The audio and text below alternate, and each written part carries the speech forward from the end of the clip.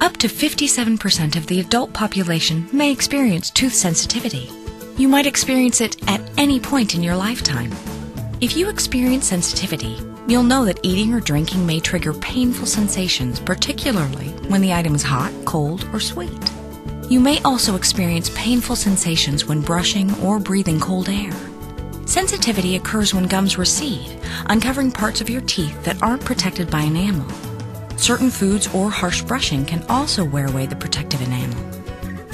The tooth layer under the enamel is called dentin. Dentin contains thousands of open microscopic tubules that lead to sensitive tooth nerves.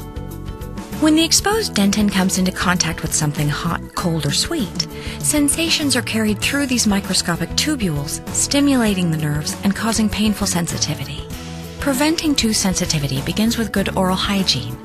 Brush and floss regularly and carefully with a soft bristle brush. Moderating your intake of acidic items like soda can also help keep your enamel strong. If you suffer from sensitivity, speak with your dentist. You may benefit from a treatment containing ProArgin technology.